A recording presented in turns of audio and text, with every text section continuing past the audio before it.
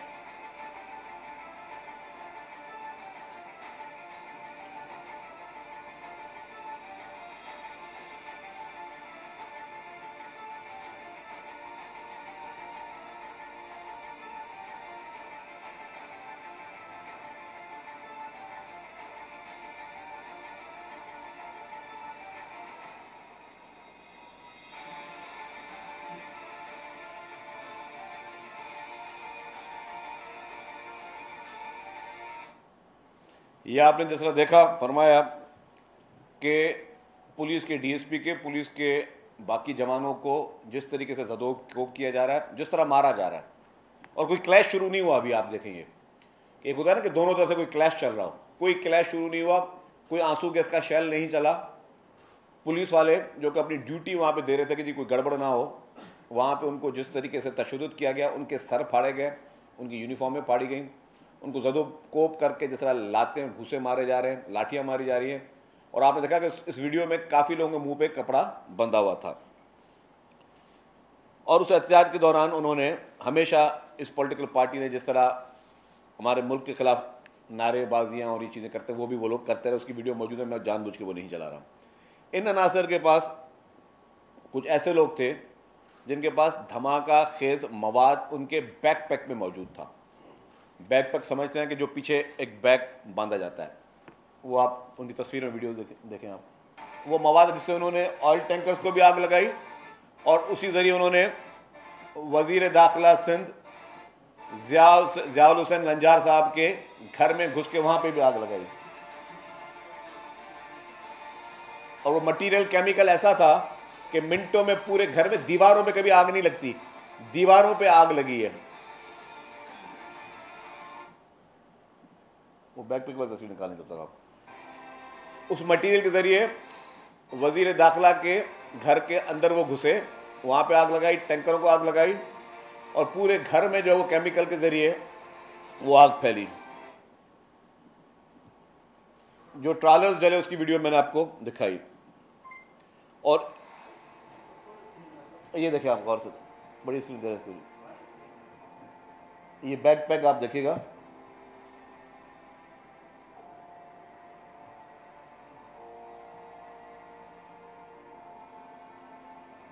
ये देखेंगे, ये मुंह पे फिर कपड़े भी है, ट्रक जलाने से पहले के मनाज़िर हैं। और फिर ट्रक्स जो है वो जले भी है।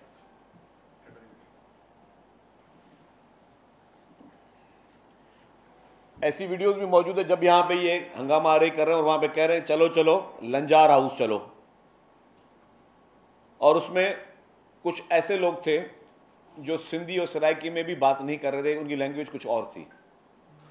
तो इस मुजाहरे में कुछ ऐसे लोग भी आए जो कि गैर मुकामी अफराद थे।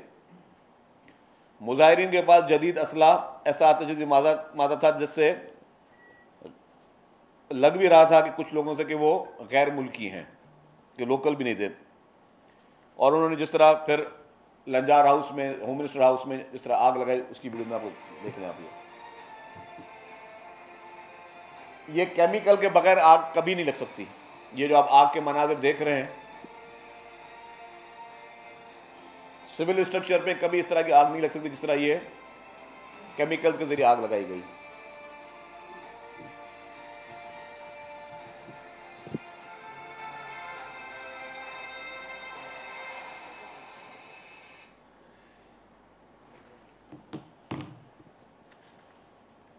उसके बाद जब मुजाहिरीन ने फायर किए और उससे उसी जुलूस में शामिल 2 लोग ज़ख्मी हुए, उन ज़ख्मियों को इलाज के लिए हॉस्पिटल लेके आया गया। हॉस्पिटल में उन ज़ख्मी ने, मुजाहिरीन ने इलाज करने में डॉक्टरों को जो है वो उसको भी रोका, हॉस्पिटल में हंगामा आराई की और असला भी उनका मौजूद था, जैसे वो पुलिस को भी वो असला तान के बैठे थे। ये वो मनाज़िर हैं हॉस्पिटल के, ये आप देखें।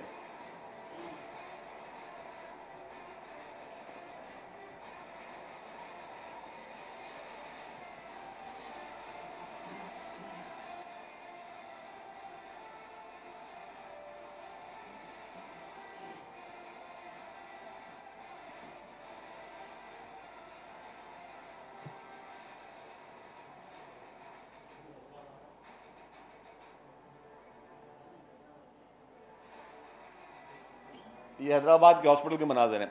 इसके बाद इसी मद में 2 लोग जो इनकी अपनी फायरिंग से ज़ख्मी थे वो दम तोड़ गए। पुलिस ने कहा कि जी इनकी डेड बॉडीज़ जो हैं उनको इन लवाहिकीन के हवाले करें। इन्होंने पूरी सोशल मीडिया पे एक झूठा एक नैरेटिव क्रिएट किया और नैरेटिव ये क्रिएट किया कि पुलिस जो है वो डेड बॉडीज़ भी नहीं दे रही है और 2 दिन तक जो है पुलिस वो डेड बॉडीज़ अपने पास रख कर बैठी हुई है। ये सरासर गलत बयानी है जो कि सोशल मीडिया के ज़रिए मुख्तलिफ लोगों तक फैलाई गई और मुख्तलिफ लोगों ने उस पर अपने कमेंट्स दिए। पुलिस ने जब उनको कहा कि आप ये डेड बॉडी ले जाएं और आबाई गांव में मुंतकिल किया जाए, तब लोगों ने रेजिस्ट किया, बोले हम लाश नहीं लेंगे। फिर इनको इंगेजमेंट की गई। इंगेजमेंट मुख्तलिफ जो और नेशनलिस्ट पार्टीज़ हैं उनको इन्वॉल्व किया गया। डेफिनेटली गवर्नमेंट जो है वो जो बैंड ऑर्गेनाइजेशन उससे डायलॉग नहीं कर सकती थी। मुख्तलिफ पॉलिटिकल पार्टीज़ को इंगेज किया गया कि आप इनसे बात करें, एडमिनिस्ट्रेशन लेवल पे इंगेज किया गया कि इनसे बात करें, लेकिन इन्होंने मना कर दिया कि जी हम डेड बॉडीज़ नहीं लेंगे। इन्होंने अपने मुतालबात रखने शुरू किए। वो मुतालबात किस तरह रखे उसकी मैं आपको वीडियो दिखा रहा हूँ। ये एक और वीडियो है, पहले ये देख रहे, फिर दूसरी बता दूँ, पॉज करो। ये वो वीडियो है कि नेशनलिस्ट लीडर नियाज़ कालानी साहब के पास ये शफ़ी बुरफत ग्रुप के लोग गए और इनको कहा कि आप हमारे साथ शामिल हों। नेशनलिस्ट लीडर नियाज़ कालानी ने कहा कि आपके जो तर्ज सियासत है उसके साथ हम आपके साथ नहीं चल सकते। इनडायरेक्ट उसका मकसद था कि आप तशद्दुद की सियासत, आप वायलेंस की सियासत, आप दहशतगर्दी की सियासत करते हैं। हमारी जो है वो सोच अलग है, हम इस तरह नहीं करेंगे। उसके आप एविडेंस देख लें। आप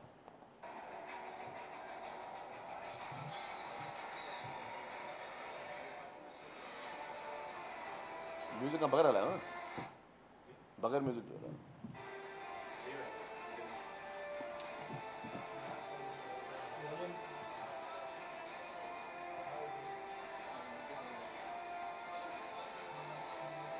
अब ये जो लोग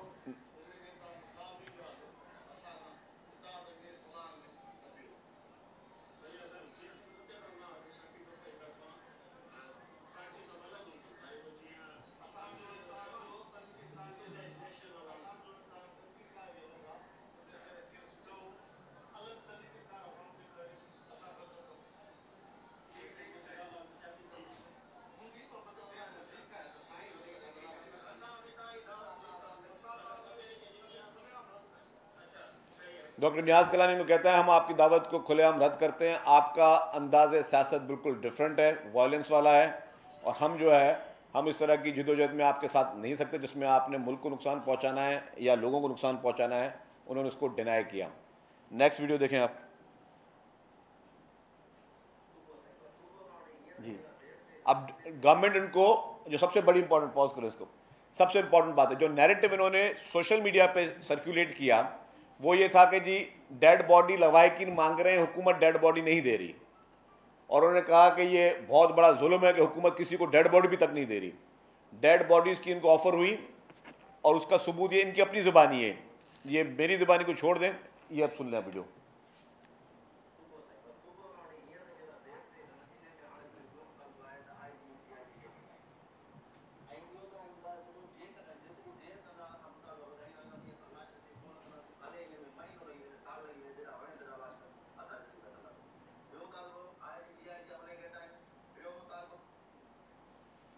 ये कह रहे हैं जी हमें महीना लग जाए, आईजी को हटाएं, डीआईजी को हटाएं और हमारे दूसरे मुतलबात माने, तब तक हम लाश नहीं रिसीव करेंगे। इसका मतलब ये साबित हो गया कि गवर्नमेंट और पुलिस ने इनको कहा कि जी आप डेड बॉडीज़ ले लें। इन्होंने डेड बॉडीज़ लेने से इनकार कर दिया। एक और भी वीडियो इससे मुंसलिक है, यही है। अच्छा, अब ये जो पूरा एपिसोड हुआ, अच्छा पहले मैं बता दूं फिर दूसरी वीडियो पे आता हूँ। वकीलों का एक वक्त लाश के सर पर दी गई तदफीन के लिए मुजाहिरीन के पास गया। गवर्नमेंट ने फिर लॉयर्स को भी भेजा, लेकिन उन्होंने उनकी बात मानने से भी इनकार कर दिया। वकीलों को भी मना कर दिया, बोला हफ्ता लगे या महीना लग जाए वो लाश नहीं लेंगे। और उन्होंने हुकूमत को ब्लैकमेल करना शुरू कर दिया। आईजी डीआईजी हटाने के बाद की फिर मजहबी उलमा को भी इंगेज किया गया कि वो मजहबी उलमा भी उनके पास है। उन्होंने कहा जी लाश की बेहुरमती ना करें, आपको जो मुतालबात हैं, जो आपको पॉलिटिक्स वो अपनी करते रहें, लेकिन लाश की बेहुरमती ना करें, लाश को तदफीन करने दें। उन्होंने उसको भी इनकार कर दिया। इन सारी चीज़ों के शवाहिद नामों के साथ मौजूद है। मैं जानबूझकर काफ़ी चीज़ें जो है वो खुल के बातें नहीं कर रहा। उसके बाद यही मुजाहिरीन मौजूदा अदालत में दरख्वास्त दायर की और उसमें उन्होंने इल्ज़ाम दायर किया कि पुलिस ने लाश को लापता कर दिया है। ये खुद गए कोर्ट में और कहा कि पुलिस ने लाश को मिसिंग कर दिया। फिर मौजूद अदालत ने तमाम ज़रूरी कार्रवाई के बाद अपना फैसला सुनाया कि अगर कानूनी वारिस लाश वसूल करने से इनकार करें या लाश को की बेहुरमती हो रही है तो एसएसपी नौशहर फेरोज को हिदायत दी जाती है कि वो लाश को किसी समाजी तंजीम के ज़रिए दफना दें ताकि मज़ीद पेचीदगियों से और वर्षा की परेशानी से बचा जाए। उस अदालत का ऑर्डर मौजूद है। अदालती अहकामात के बाद 10 से 12 घंटे तक लाश रखी रही डॉक्टर्स एमएलओ करने के बाद लाश को फौरी तौर पर दफनाने का मशवरा दिया, जिसके बाद समाजी तंजीम के ज़रिए लाश को दफनाया गया, उसकी तदफीन की गई। हुकूमत सिंध ने कानूनी वसा को कहा कि वो लाश को चाहें तो कानूनी तकाजा पूरा करके लाश तहवील में ले सकते हैं और वो अपने मुकामी कब्रिस्तान में दफना सकते हैं। उस पर जो है उन्होंने मना कर दिया।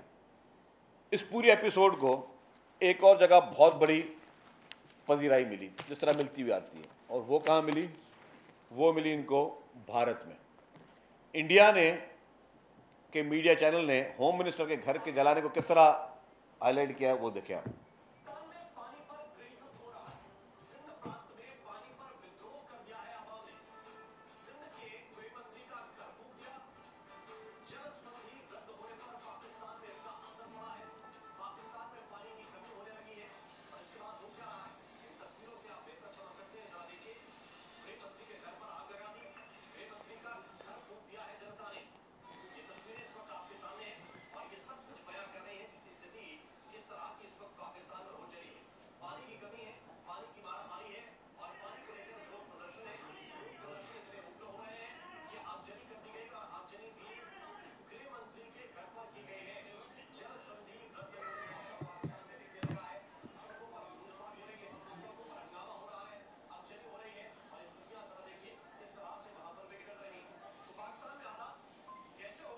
ठीक है, तो अब कहने का मकसद ये है कि पाकिस्तान पीपुल्स पार्टी एक सियासी जमात है और तमाम सियासी जमातों का हम एहतराम करते हैं। हम सियासी जमातों का भी एहतराम करते हैं, हम मजहबी जमातों का भी एहतराम करते हैं, हम नेशनलिस्ट पार्टीज़ का भी एहतराम करते हैं। नेशनलिस्ट पार्टीज़ में अच्छे अच्छे लोग हैं और हमेशा उनका एहतराम किया गया है। वो नेशनलिस्ट पार्टीज़, ठीक है, उनके नज़रिए से इख्तलाफात हमेशा रहे हैं, उनके तरीक़ेकार से इख्तलाफात रहे हैं, लेकिन ये नेशनलिस्ट पार्टी नहीं है। ये एक बैंड आउटफिट है जो कि पाकिस्तान में इसको बैन किया गया है। और शफ़ी बुरफत जो हैं वो ख़ुद इतने अरसे से बैरून मुल्क बैठे हैं और यहाँ के नौजवानों को गलत राह पे लगा रहे हैं। पुरअमन जदोजहद कोई भी किसी कॉज के लिए हो सकती है, ये ना ही कोई कॉज है, और इनका कॉज एक ही है कि पाकिस्तान को डिस्टेबलाइज करना है।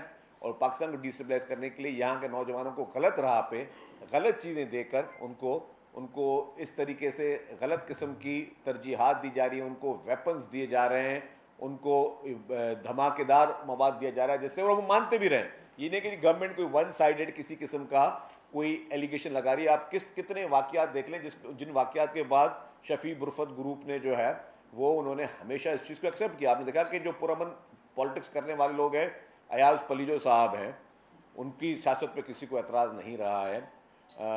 मतलब इख्तलाफात बहुत सारी चीज़ों पर रहे होंगे, लेकिन उनकी मतलब उन पर कभी उन्होंने जो है लॉ एंड ऑर्डर को हाथ करने की बात नहीं की। न्याज कलानी साहब का आपने खुद सुना कि उन्होंने खुद कहा कि जी मैं इस तरह की किसी चीज़ में नहीं आ सकता। बाकी भी लीडरान जितने हैं, डॉक्टर कादिर मंगसी हैं और बाकी जितने लीडर जिन्होंने पुरअमन अपने तौर पे अपनी पॉलिटिक्स जिस तरह की भी की है, उससे हमें 100 इख्तलाफात, लेकिन कभी इस तरीके से अपने ही लोगों को मारना और ये करना, ये एक गहरी साजिश है। और इस साजिश के ताने बाने डेफिनेटली जो मुल्क नहीं चाहते कि पाकिस्तान में इस्तेहकाम हो, जिन्होंने जब ट्रेन हादसा हुआ बलूचिस्तान का, जब ट्रेन को हाईजैक किया गया, तब आपने देखा कि उन तमाम लोगों को सबसे ज़्यादा हाईलाइट उन वाक़यात को कहाँ से मिले आपको? वो भारत से मिला। इसी तरीके से ये वाक़ये को पूरी दुनिया में और कोई रिपोर्ट नहीं कर रहा, भारतीय टीवी चैनल्स कर रहे हैं। और वो शख्स अगर इतना ही अपनी कौम के साथ मुखलिस है, शफ़ी बुरफत, तो पाकिस्तान आए, जिस तरह बाकी लीडरान यहाँ मौजूद हैं वो पॉलिटिक्स करें, तो आप भी आगे पॉलिटिक्स करो पाकिस्तान में आके, अगर आप समझते हो कि आप पॉलिटिशियन हो। लेकिन अगर आपकी तरजीहात सिर्फ़ और सिर्फ लोगों को जो है वो गलत तरीके से, उन नौजवानों की आप ज़िंदगी तबाह कर रहे हो, उनकी फैमिलीज़ की ज़िंदगी तबाह कर रहे हो। इन नौजवानों का पूरा हक़ है कि अपनी तालीम हासिल करें, इन नौजवानों का पूरा हक़ है कि ये अपनी नौकरियां करें, रोज़गार इज़्ज़त के साथ कमाएं, अपना कारोबार करें, बहुत सारी चीज़ें कर सकते हैं। उनको आप गलत राह पे लगाकर ख़ुद जो है आप मुल्क से बाहर हो और इन नौजवानों को गलत तरीके से आप इस्तेमाल कर रहे हो। इसकी जो है किसी सूरत में गवर्नमेंट इसको टॉलरेट नहीं कर सकती और ना ही करेगी।